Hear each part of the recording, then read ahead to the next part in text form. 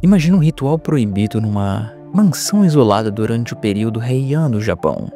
Corpos que se fundem com amoeiras para poder gerar casulos de seda profanos. O que acontece quando a devoção de um pai se transforma numa abominação que desafia a vida e a morte? Hoje, no dossiê dos games, abriremos o arquivo do caso Kwon, o caso do ritual das 9 mágoas. Mas antes de cruzarmos o limiar dessa investigação, peço que preparem os seus equipamentos, se inscreva no canal para não perder mais nenhuma pista futura e ative as suas notificações. E se você deseja ter acesso aos arquivos confidenciais e às análises exclusivas, considere se tornar um membro do canal. O seu like ele é fundamental para que esse dossiê alcance mais investigadores. Então deixo aqui embaixo agora. E claro, comente com a hashtag DossieQuon para poder registrar as suas teorias iniciais. E se você puder deixar um comentário bem intuitivo aqui embaixo e também compartilhar com seus amigos para fazer esse canal crescer, eu ficaria imensamente grato. E agora, vamos examinar as origens desse pesadelo folclórico, reconstituir os eventos passo a passo e traçar o perfil psicológico dos envolvidos. E claro, por fim vamos entregar o nosso veredito final. Então, vamos abrir esse caso.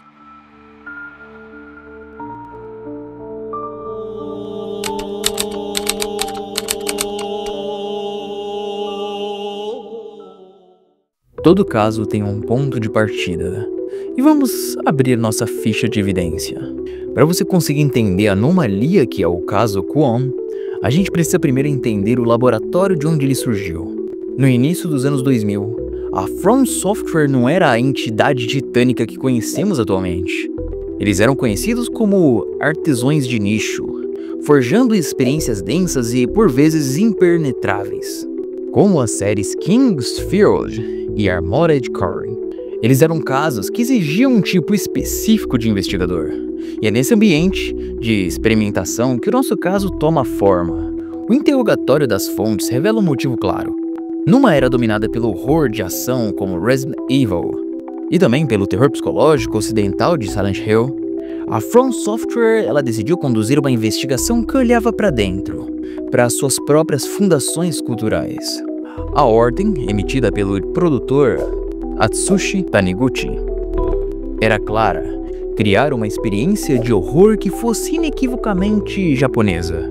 E a pista primária, a arma do crime, não foi outro jogo, mas sim a literatura.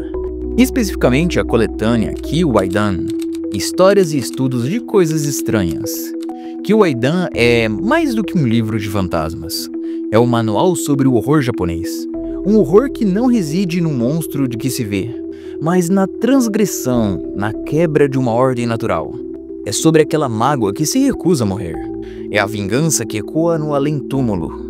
O objetivo da From Software não era o susto fácil. Era conseguir invocar um Yurei, o fantasma assustador e melancólico, e criar uma atmosfera de pavor lento e inevitável. A produção de Kwon foi, segundo alguns relatórios, difícil e agitada. Era um ritual complexo, e enquanto o mercado ele acelerava, com Resident Evil 4 no horizonte, prestes a redefinir o gênero, a From Software ela remava na direção oposta. A equipe ela optou por um design deliberadamente arcaico, movimentos compassados, combate como um último recurso e câmeras fixas. Essas não eram apenas limitações técnicas, elas eram como uma parede de uma cela. Eram escolhas conscientes para forçar o investigador a se sentir impotente, a absorver a hostilidade silenciosa da mansão Fujiwara. O desenvolvimento ele foi um exercício de contenção. A verdadeira ameaça ela não era os inimigos naquela tela, mas o som de passos no corredor ao lado. A mancha de sangue que não estava lá antes. O foco estava na cena do crime que ela sugeria e não que ela mostrava explicitamente. E é aqui, ao examinar as evidências mais a fundo, que encontramos a descoberta mais chocante desse dossiê. Escondido sob as vestes de um survival horror tradicional, encontramos o código genético, a planta baixa primordial do que viria a ser o modus operandi da From Software. Na sua era de ouro, o fenômeno Souls-like. Em Kwon, a história do ritual de Doman não é entregue através das longas exposições. Ela é descoberta. É preciso juntar os pedaços, um diário aqui, um item amaldiçoado ali. A própria arquitetura da mansão que conta a história da sua queda. Esse é o método de narrativa ambiental, de contar uma história através do mundo e dos seus vestígios. É o exato procedimento padrão que define a lore de Dark Souls e de Bloodborne. A mansão Fujiwara ela é um protótipo de Lordran, ou Yarnan, um lugar de beleza decadente, consumido por uma maldição nascida da ambição desmedida de um homem. A sensação de caminhar por um mundo que já morreu, de ser um intruso num pesadelo, a melancolia palpável misturada com um perigo constante, a assinatura atmosfera da série Souls. E ela foi registrada aqui primeiro. Embora o combate seja diferente, o seu espírito é um antepassado direto. A vulnerabilidade do protagonista, a letalidade dos inimigos, a necessidade de observar em vez de atacar cegamente, a mecânica tempestade, que desabilita o jogador a um exposto mal.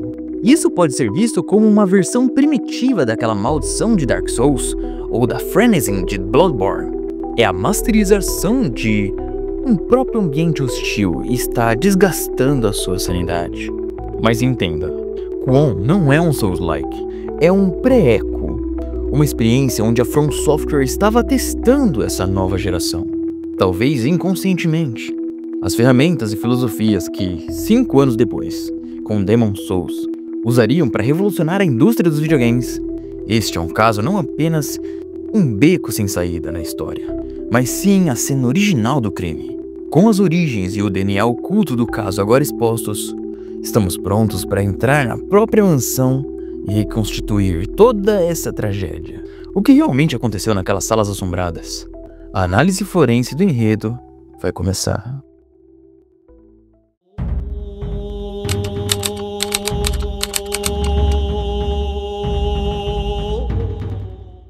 A escuridão é a primeira coisa que se apresenta nesse ambiente, e dela emerge um som, um cântico infantil, Ashizore, entoado por 2 vozes jovens, fantasmagóricas e terrivelmente dissonantes. A imagem pisca, revelando vislumbres de um ritual sangrento dentro de uma mansão opulenta, mas decadente. Um homem, que mais tarde descobriremos ser o Lord Fujiwara, é visto em agonia, sendo consumido por uma força grotesca. Essa abertura não oferece respostas, apenas um presságio, nos mergulhando de cabeça na atmosfera sufocante do período Heian, na época do Japão. Uma era de poesia e nobreza, mas também de muita superstição e medo do sobrenatural. A cena corta para uma noite fria e nevoada. 2 jovens se aproximam dos portões imponentes da mansão Fujiwara. A mais velha, Kureha, estava visivelmente doente, apoiando-se na sua irmã mais nova, chamada Utsuki. Elas não estavam aqui por acaso. O seu pai, o renomado, embora controverso, Onmyoji, que é um mestre de exorcismos e das artes místicas, chamado Ashiya Doman. Ele foi convocado para investigar os estranhos acontecimentos na mansão e nunca mais voltou. O primeiro sinal de que a busca não seria simples estava bem à frente delas. O grande portão da propriedade está coberto por grossas e anormais teias de seda. Um véu pálido que mal esconde o horror que se encontra no outro lado.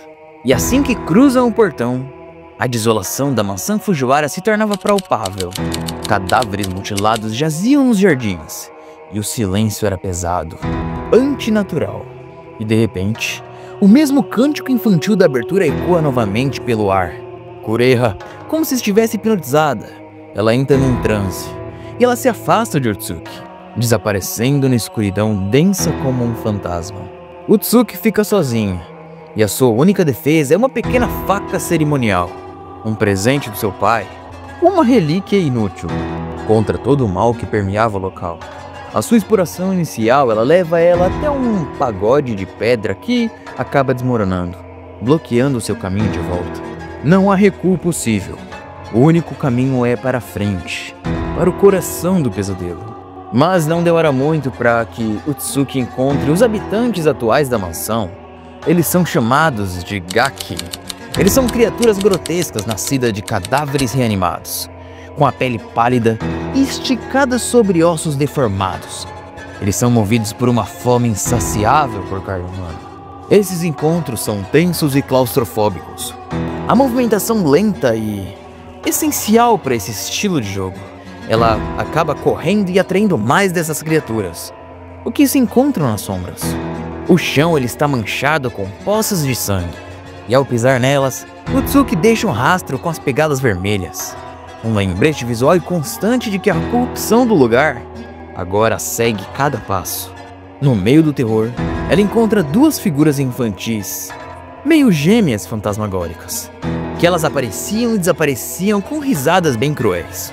Elas são as cantoras da melodia assombrada, e num dos seus encontros, elas informam Utsuki com uma alegria arrepiante de que eles estão todos mortos.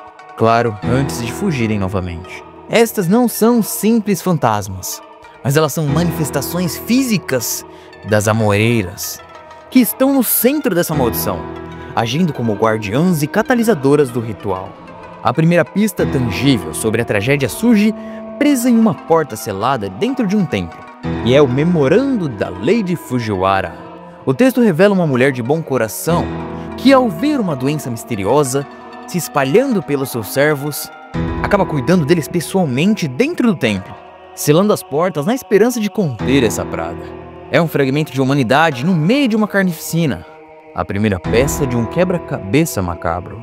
Dentro dos corredores escuros da mansão, Utsuki descobre mais fragmentos da história. Uma nota de Kureha encontrada perto de um posto de guarda apenas aprofunda esse mistério sobre o paradeiro e o estado da sua irmã. A progressão através da mansão dos labirintos de portas seladas com talismãs místicos. E para avançar, Utsuki deve encontrar os panos sagrados, correspondentes a cada selo, e conseguir também resolver alguns quebra-cabeças enraizados no folclore e na astrologia japonesa.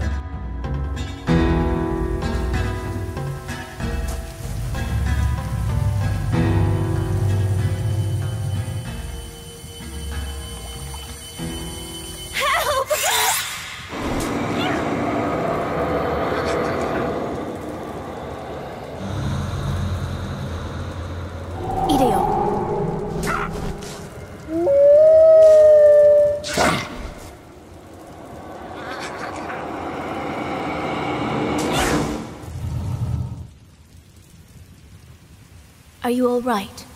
Oh, yes, I think so. Thank you. I am Utsuki. I live in the shrine, not far from here. I'm Sakuya. What are you doing here? I'm looking for my father. He's the elder priest of the shrine. My sister and I came from the mountain, but I lost her. It's not safe to be alone here. I wish I could help you find your sister, but... Here, take this. It will help you. Huh? Wait, it looks similar to the one Father uses. Your father is the priest, correct? Here, take this. My father gave this to me. You may find it useful. Thank you. Please, be careful. I will. And thank you. Take care. E num momento de estranha calmaria, perto de uma das amoreiras mágicas, Utsuki encontra brevemente uma outra jovem, Sakuya. A interação é bem rápida, na verdade, e um tanto confusa. Utsuki entrega a Sakuya um pano sagrado e recebe em troca alguns talismãs de ataque. Esse encontro, que parece quase acidental, é na verdade um ponto de intersecção fundamental, onde as duas narrativas, a de Utsuki e a de Sakuya, se tocam antes de se divergirem novamente. A busca por Kureha leva Utsuki ao quarto de Ayako, a jovem filha do Lorde e da Lady Fujiwara. A menina ela estava escondida e aterrorizada, recusando-se a sair. Mas uma carta deixada por ela revela que Utsuki precisa se encontrar com um sino específico para conseguir ganhar sua confiança. E para obter o sino, Utsuki é forçada a confrontar uma versão horripilante e mutada do próprio Lorde Fujiwara, o homem que vimos a morrer na cena de abertura. E após uma batalha desesperada, ela encontra e recupera o sino e corre de volta para o quarto de Ayako. No entanto, é tarde demais. Utsuki testemunha impotente, enquanto a menina é arrastada pelas sombras por uma figura sinistra, que se assemelha assustadoramente à sua irmã Kureha. E a jornada leva finalmente a um santuário da montanha, onde ela e Kureha viviam em um isolamento. E é lá que ela encontra a peça mais chocante do quebra-cabeça, o Diário de Kureha. A nona e última entrada é uma confissão que vira o mundo de Utsuki de cabeça para baixo. Hoje, matei Utsuki. Vou me fundir com ela. A revelação é um golpe devastador. A busca, a luta, a própria identidade de Utsuki, tudo é subitamente posto em causa. Pouco depois, as gêmeas aparecem e convencem a confusa Utsuki a entrar num grande cesto de Vini, onde o que parece ser o corpo de Kureha já repousa lá. E eles prometem ela um longo sono e que ela voltará ao início. E assim ela faz. Nisso, Utsuki acorda dentro de um outro cesto de Vini, outra parte da propriedade. A partir desse ponto, a realidade da sua jornada se desintegra completamente e o seu corpo está apodrecendo de uma forma muito visível. E a sua mente ela oscila entre a lucidez e a loucura. No momento de aparente clareza e desafio, ela encontra uma sala cheia de cadáveres preparados para um ritual e ateia fogo neles. Um ato de rebelião contra a vontade do seu pai e da força que a consome. Mas no clímax da sua fase, ela encontra e confronta a Shiedoman. Não é reviravolta cruel. Ele não a reconhece como Utsuki. Em vez disso, ele a chama de Kureha e a repreende por não ter tido fé na sua irmã e a declarando inútil. A cena termina com Utsuki, ou o que quer que ela seja agora, se fundindo com Doryo, o irmão de Sakuya, se transformando numa criatura monstruosa e irreconhecível. A estrutura da fase Yin é uma obra-prima da manipulação narrativa. Ao permitir que o jogador comece com Utsuki, o jogo estabelece a sua busca como a narrativa principal. No entanto, as pistas contraditórias, como o Diário de Kureha e o diálogo final de Doman, eles desmantelam toda essa percepção. E a revelação de que a maior parte dessa fase é, na verdade, um sonho ou uma memória distorcida, que ocorre enquanto a verdadeira Utsuki está sendo absorvida pela consciência de sua irmã morta, Kureha, dentro de um cesto de Vini. E essa é a chave para tudo. A fase Yin é a manifestação literal do seu nome e representa o oculto, o passivo, o interno.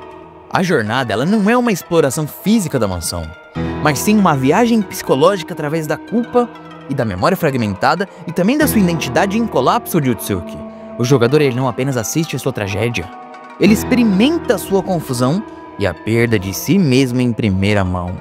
A fase Yang apresenta uma perspectiva radicalmente diferente. E ela começa com Sakuya, uma dedicada discípula de Doman. E ela chega na mansão.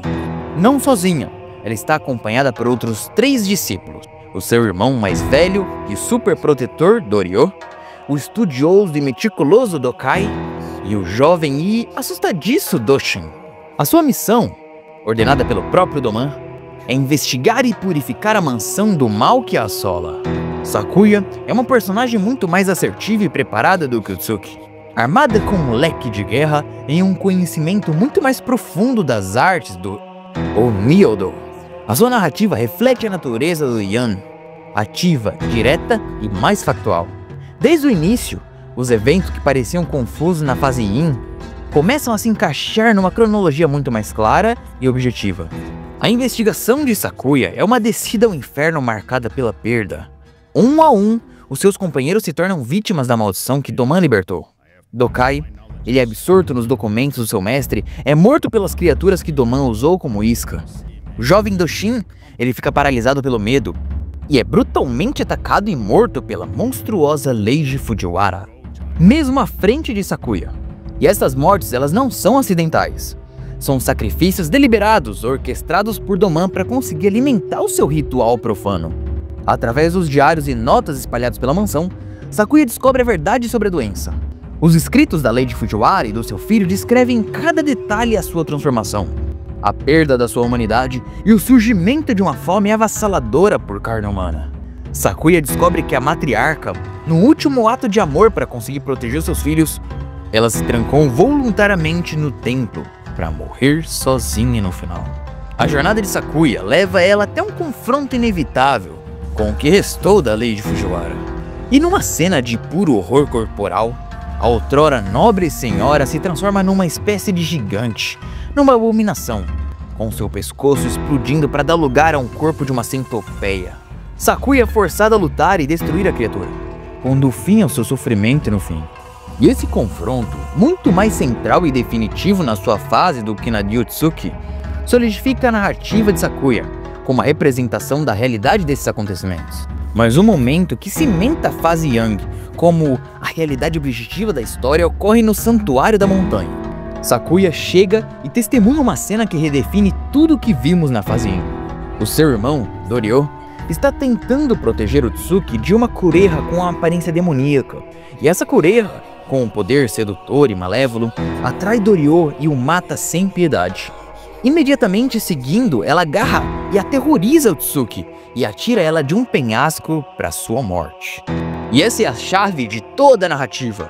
A presença de Sakuya como testemunha ocular confirma, sem sombra de dúvida, que Utsuki morreu muito antes do início da sua própria fase, confirmando que Kureha já era uma entidade monstruosa e assassina, e que a jornada de Utsuki na fase Yin foi tudo uma ilusão, um sonho febril tecido a partir de memórias e da culpa da mulher morta. E com essa verdade revelada, Sakuya percebe que a fonte de toda maldição reside nas amoreiras mágicas. Num ato de puro desafio, ela vai até uma das árvores e ateia fogo, destruindo ela por completo. E esse ato mata uma das gêmeas fantasmagóricas, o que provoca a ira da sobrevivente, que jura vingança.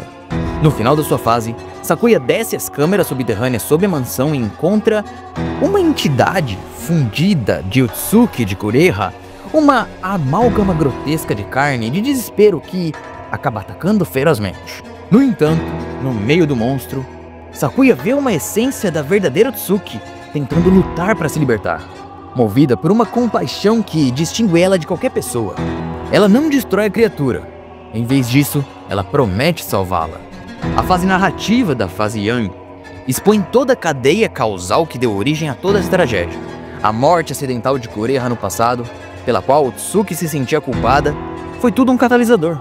A Shia Doman, incapaz de aceitar a perda da sua filha e consumida pela ambição e rivalidades com Abi no Seimei, recorreu a um ritual proibido chamado Kuon para conseguir ressuscitar a sua filha. E esse ato profano não trouxe Kureha de volta, mas transformou ela num monstro que precisava se fundir com outros seres para conseguir sobreviver. Os habitantes da mansão Fujiwara e os próprios discípulos de Doman tornaram-se meros sacrifícios para conseguir alimentar esse ciclo. Doma não é apenas um vilão. Ele é a personificação do tema central do jogo. A arrogância de tentar subverter a ordem natural da vida e da morte, resultando numa corrupção e destruição muito piores. Com as fases Yin e Yang concluídas, a verdadeira conclusão da história é desbloqueada. O jogador, ele assume o controle de uma nova personagem, a lendária Ebi no Seimei, a maior Onmyoji da história e a eterna rival de Doma. Numa decisão de design deliberada para conseguir subverter as expectativas e reforçar esse poder feminino, a Seimei de Kuon é uma mulher. Ela não chega à mansão para investigar, ela chega para pôr um fim à loucura de Doma, agindo como uma autoridade e poder que transcendem os dos protagonistas.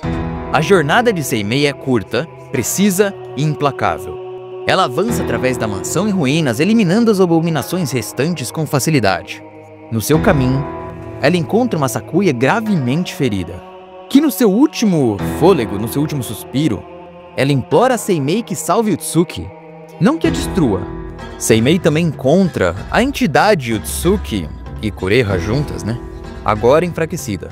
Com um simples gesto, ela acalma a criatura momentaneamente, demonstrando a sua superioridade mística. E através da sua própria perícia e dos documentos finais, Seimei confirma o plano final de Doma: usar o ritual para criar um ser imortal e usar a própria Seimei como o 9º e último sacrifício para conseguir aperfeiçoar essa criação. O confronto final ocorre no laboratório subterrâneo de Doma. O diálogo entre os dois rivais revela a profundidade da sua história e a completa insanidade de Doma, que se vê como um deus, tentando criar uma nova forma de vida a partir da morte. E a batalha é um duelo espetacular de artes Onmyodo. No final, o poder e a clareza de propósito de Seimei conseguem prevalecer, e ela derrota Doma. Enquanto morre, ele acaba amaldiçoando ela, revelando a sua motivação final não era apenas o poder, mas um desejo desesperado e distorcido de finalmente superar a sua eterna rival. A morte de Doma, no entanto, não é o fim. Numa cena final e chocante, a entidade Utsuki, que também é Kureha, agora acaba agindo puramente por instinto do ritual inacabado, e ela arrasta o corpo moribundo do seu pai para um cesto de vime final. Ela entra com ele, fechando a tampa. O 9º e último sacrifício foi feito. O ritual Kuon está completo.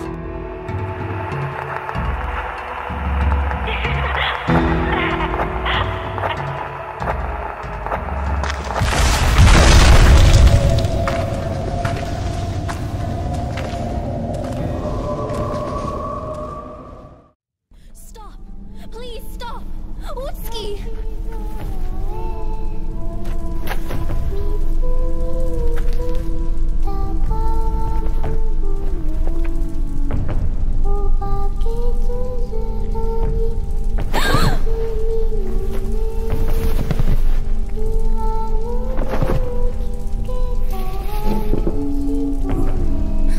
Utsuki.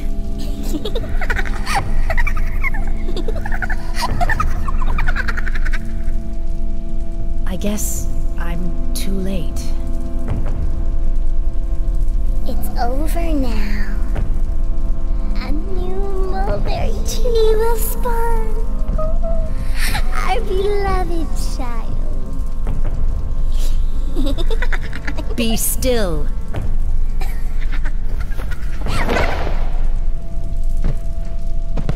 Now, I'm not going to enjoy this, but I have no choice. Wait, please wait! She hasn't been outside the manor. Her father tricked her and...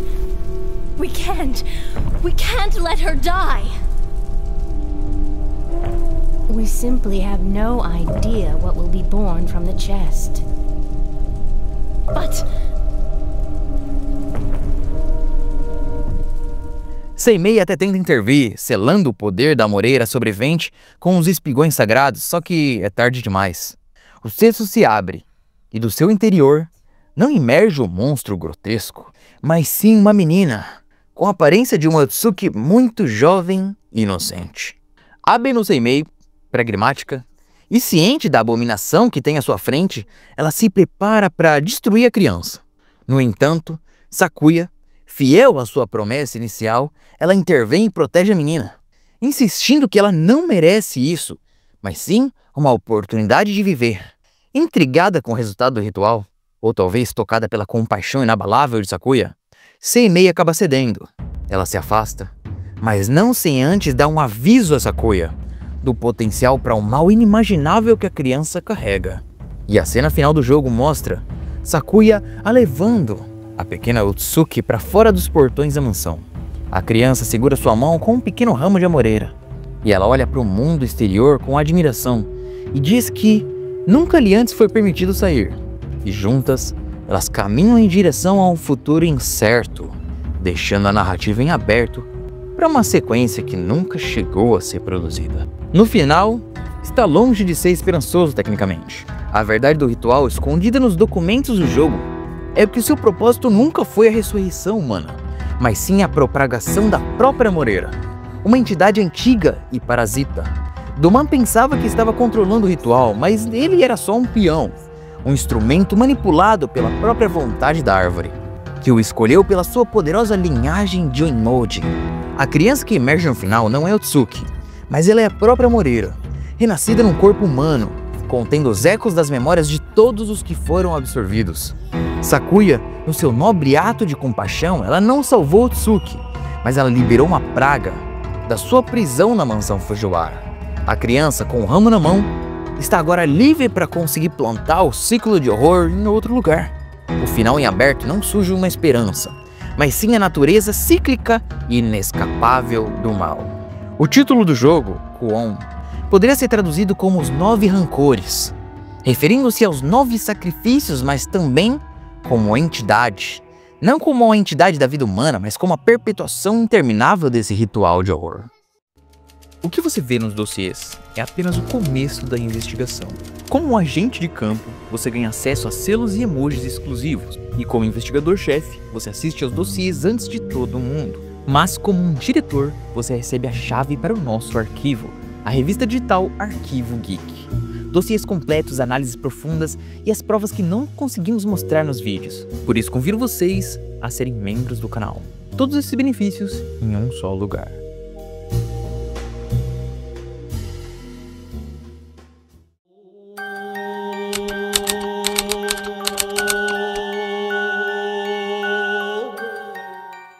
Agora que já entendemos boa parte do conteúdo desse caso, temos que saber que ele não está completo sem uma análise profunda de todos os seus intervenientes, de quem investiga e quem perpetua tudo isso. E mais importante, a quem que é transformado pelo crime. Vamos começar com esses intervenientes, as investigadoras e protagonistas desse jogo. O perfil original ele se mantém.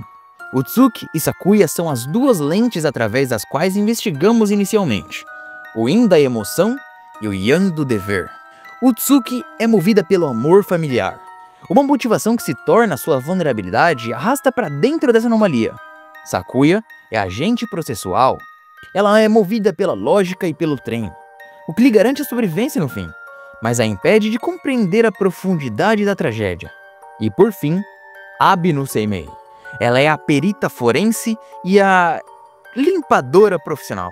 Ela chega quando a contaminação já é total, com o único objetivo de neutralizar a ameaça e encerrar o arquivo.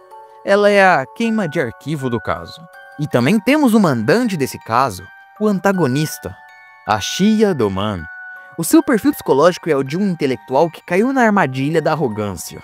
Ele não é um monstro de pura maldade, mas é um erudito que busca por sabedoria que se corrompeu por uma sede profana de maldade. Ele busca a transcendência, e a sua motivação é conquistar a morte. E é quase compreensível, mas os seus métodos, usando as suas próprias filhas como catalisadores, demonstram uma completa dissociação moral. Ele é a prova de que a ambição, quando não ancorada pela humanidade, gera apenas monstruosidade. Claro que todo caso, por mais terrível que seja, ele gera vítimas. E essas são as irmãs. A investigação revela que as maiores vítimas são também as evidências mais cruciais desse caso. Kureha, a irmã doente de Utsuki, é o ponto de viragem emocional do caso. A primeira a ser consumida pelo ritual. As outras filhas de Doman, cujos nomes foram perdidos nos registros, não devem ser esquecidas também. Elas não são personagens, elas são a matéria-prima do crime. Os seus corpos e almas foram sacrifícios que alimentaram a maldição. E o seu sofrimento é silencioso. E é o verdadeiro motor do horror dessa mansão. Agora que nós vamos às mesas da autópsia, e as criaturas de Kwon não são meros obstáculos. Eles são os resultados forenses do ritual falhado, e cada um é um sintoma da doença que infectou a mansão, com raízes profundas no folclore japonês. E vamos começar pelos Gaki, a fome da ambição. Essas criaturas pálidas e infantis que nos assombram são retiradas diretamente da cosmologia budista. Os Gaki, ou fantasmas famintos, são espíritos atormentados por uma fome e sede insaciáveis, uma punição pela sua ganância em vida. No caso Kwon, eles são a manifestação da fome profana de Doman, a sua ganância por imortalidade, que agora vagueia pelos corredores como um eco faminto e perpétuo. Também temos as chamadas abominações fundidas. E talvez a evidência mais perturbadora seja essa criatura formada pelos corpos das irmãs Utsuki. Essa não é apenas uma figura folclórica tradicional, mas uma criação original que simboliza o ato mais hediondo de Doman. Ele não apenas sacrificou as suas filhas, ele as fundiu, violando a sua individualidade e transformando ela num tipo de amor familiar, numa massa disforme de agonia. Essa entidade é o testemunho vivo de que o ritual não cria vida, apenas perverte o amálgama da morte. Também temos a simbologia da seda e dos casulos, que é a espécie de metamorfose corrompida. O fio condutor de todo caso, no mundo natural, os bichos da seda e as amoreiras, eles representam um ciclo de transformação e criação. No modus operandi de Dormammu, esse ciclo é horrivelmente invertido. Os casulos, eles não geram uma nova vida. Eles se transformam em úteros para a morte, de certa forma, envolvendo os corpos das vítimas para transformar em algo profano. E a seda, que normalmente é um símbolo de beleza e pureza, se torna assim uma mortalha que tece esse pesadelo. Cada inimigo, cada monstro, é um parágrafo no relatório da autópsia desse crime. Eles não atacam por maldade, mas porque são a própria dor, a mágoa e a fome que Doman libertou. Eles são ecos inescapáveis, para sempre presos nessa cena do crime.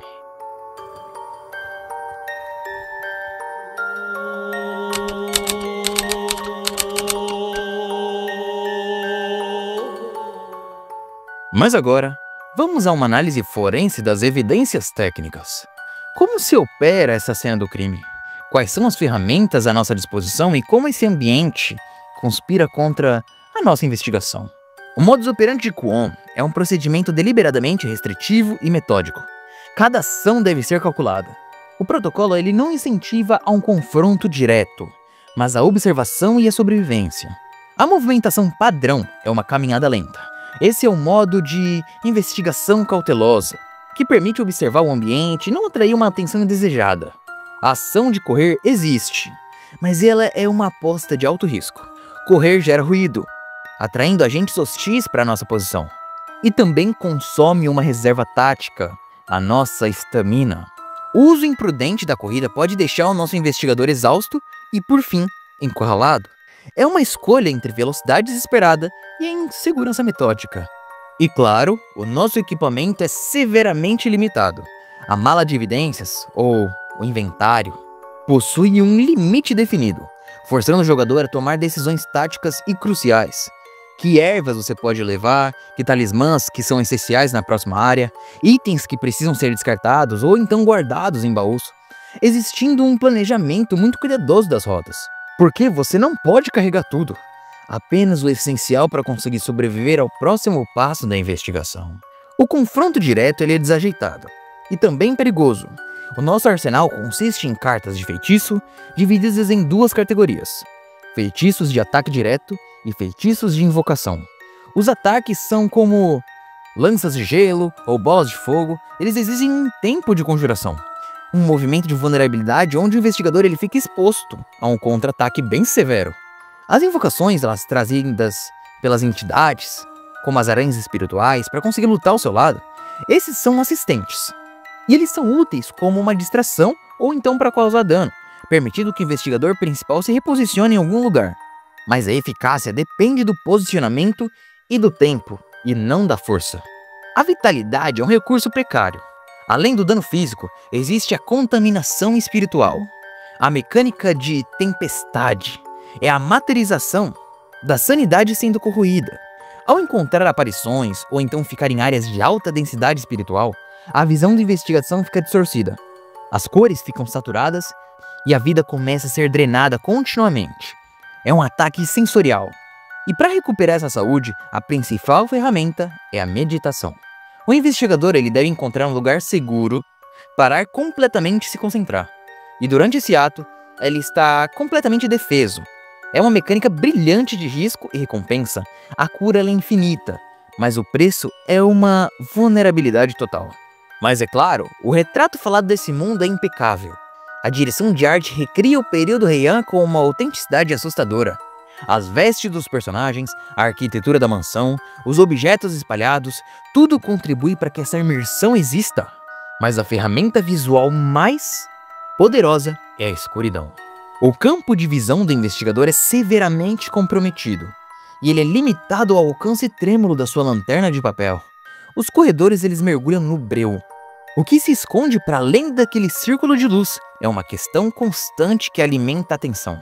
Cada sala conta uma história através das manchas de sangue, aquelas clássicas portas que deslizam de papel, e uma paleta de cores escuras e opressiva. É um dos cenários de crime mais belos e perturbadores que já analisamos. E claro que não podemos deixar de falar das pistas auditivas. E em Kwon, elas são a principal fonte de informação. A trilha sonora ela é minimalista, quase ausente, deixando o palco para a sonoplastia do ambiente. O ranger da madeira sob seus pés, o sussurro indistintivo de um fantasma fora de vista, o som úmido e rastejante de uma abominação se aproximando. O silêncio de Kwon é mais alto do que qualquer música. É um vácuo preenchido pela nossa ansiedade. Cada som é uma pista em potencial, e um alarme falso também, transformando a audição na principal ferramenta de sobrevivência do investigador. É uma frequência de puro terror.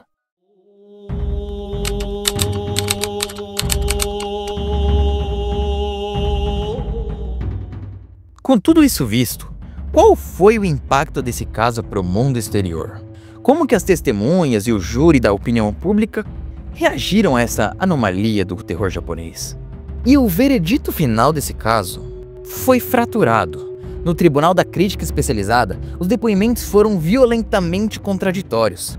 De um lado, os jurados aplaudiram a sua perícia forense na reconstrução do Japão feudal, reverenciaram a sua direção de arte como uma obra-prima atmosférica e a sua autenticidade cultural como uma lufada de ar fresco e fédido no ambiente. Por outro lado, a mesma crítica executou sumariamente o seu modus operandi.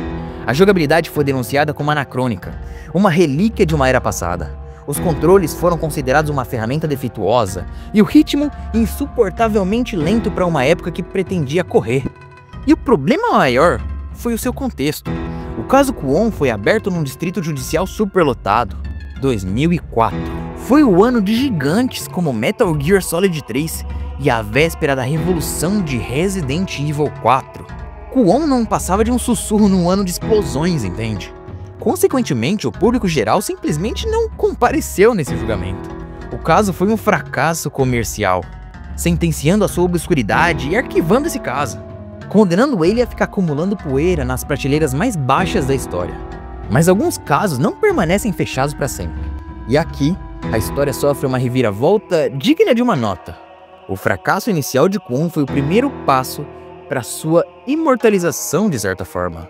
Por anos, o arquivo permaneceu intocado, até que o seu laboratório de origem, a From Software, se tornou o epicentro de um fenômeno global com Demon's Souls e Dark Souls. Uma legião de novos e dedicados investigadores fascinados pelo modus operandi único da From Software. Ele começou a vasculhar os seus arquivos antigos e eles encontraram esse caso antigo.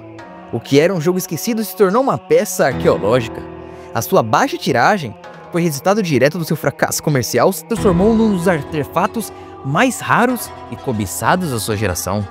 Uma evidência física da evolução de um estúdio, um santo grau para colecionadores, que hoje se tornou uma grandiosa franquia. E hoje, o legado de Kwon é claro como o dia.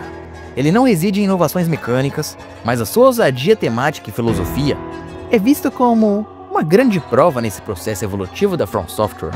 É o primeiro rascunho da sua obra-prima. A narrativa ambiental, a beleza melancólica da decadência e a sensação de vulnerabilidade no mundo hostil e indiferente, todas essas pistas que definiram a sua identidade futura foram plantadas aqui. Kwon foi um fracasso que precisou que o resto do mundo evoluísse para conseguir compreendê-lo. Um caso que só revelou a sua verdadeira importância com a passagem do tempo.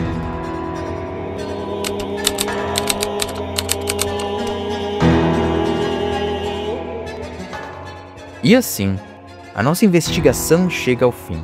Reconstituímos a cena do crime, uma mansão assombrada, aprisionada numa beleza melancólica e pútrida.